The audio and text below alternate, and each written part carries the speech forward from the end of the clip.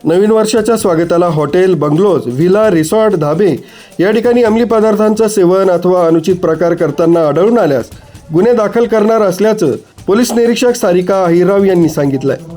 नवीन वर्षाच्या स्वागतासाठी अखेरच्या रात्री व शहर परिसरातील हॉटेल, लॉज, रिसॉर्ट, व्हिला, खाजगी बंगले, रो हाऊसेस, ढाबे, रेस्टॉरंट यात कुठल्याही पार्टीचं आयोजन करताना अंमली पदार्थ, तत्सम पदार्थाचं आयोजन करू नये असा कडक इशारा पोलीस निरीक्षक सारिका अहिरराव यांनी दिला। पुढे बोलताना अहिरराव म्हणाल्या की आपल्या हॉटेल, लॉज, रिसॉर्ट, व्हिला, खाजगी बंगले, ढाबे यांच्याकडे असलेल्या रजिस्टरमधील सर्व नोंदी अद्ययावत ठेवून वेळोवेळी पोलीस ठाण्यास माहिती देऊन ग्राहकांना चांगली वागणूक द्यावी। आपल्या हॉटेल, लॉज, रिसॉर्ट, व्हिला, खाजगी बंगले, ढाबे परिसरात CCTV कॅमेरे लावणे बंधनकारक असून ते चालू स्थितीत ठेवावे। आस्थापना हे शासनानं ठरवून दिलेल्या वेळेतच चालू व बंद करावे। हॉटेल, लॉज, रिसॉर्ट, व्हिला, खाजगी बंगले, रो हाऊसेस, ढाबे, रेस्टॉरंट यात विनापरवाना कुठल्याही प्रकारच्या हुक्का, मादक पदार्थ, दारूची विक्री करू नये अथवा दारू, बियर आदी नशा पदार्थांची पिण्यास पार्टीस परवानगी देऊ नये। शासनाने ठरवून दिलेल्या परवानगी व वेळेनुसार, क्षमतेनुसार लाऊडस्पीकरचा वापर करावा।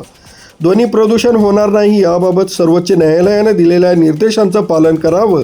कुठल्याही प्रकारच्या DJ व साऊंड सिस्टीमचा वापर करून ध्वनी प्रदूषण करता कामा नये। नियमांचं पालन न केल्यास गुन्हा दाखल करण्यात येईल असा इशारा पोलीस निरीक्षक सारिका अहिरराव यांनी दिला। इगतपुरी इथं लॉज, व्यावसायिक बार मालक, व्हिला, बंगलो, रो हाऊस मालक यांची इगतपुरी पोलीस ठाण्याच्या वतीनं आयोजित केलेल्या बैठकीत सारिका अहिरराव बोलत होत्या। इगतपुरी हे थंड हवेचं ठिकाण म्हणून प्रसिद्ध असून दरवर्षी नववर्षाच्या स्वागतासाठी या ठिकाणी पर्यटक मोठ्या प्रमाणात गर्दी करीत असतात।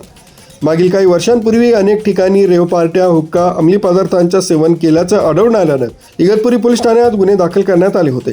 त्यामुळे यापुढे असला प्रकार खपवून घेतला जाणार नाही अशी तंबी उत्पादन शुल्क विभाग पोलीस अधिकारी सागर इंगळे यांनी या बैठकीत दिली आहे। हॉटेल, बंगलो, रिसॉर्ट आदी खाजगी आस्थापनांत नेहमीच अनुचित प्रकार घडत असतात। त्यामुळे शहराची व पर्यटन स्थळांची बदनामी होते। या प्रकारांमुळे पर्यटक भयभीत होतात। याचा परिणाम इथल्या आर्थिक व भौगोलिक परिस्थितीवर होतो। यामुळे कोणतेही मादक पदार्थ अथवा मद्य सेवन करू नये। नववर्षाचं स्वागत चांगल्या विचारानं आणि प्रगत व्यवसाय म्हणून व्हावं अशी तंबी देण्यात आली। त्यात नमूद करायचं आहे की ॲप्लिकेशन करायचं आहे, त्यात तुम्हाला सविस्तर माहिती मोठा इव्हेंट करणार आहे, माउंटेन स्टँडवर मोठा इव्हेंट आहे, 1,000-2,000 लोक येणार आहे, तर आम्हाला ते कल्पना पाहिजे। त्या दृष्टीने आम्ही तिथे पेट्रोलिंगच्या गाड्या देऊ किंवा स्पेसिफिक 2 किंवा 3 कर्मचारी बंदोबस्ताला देऊ।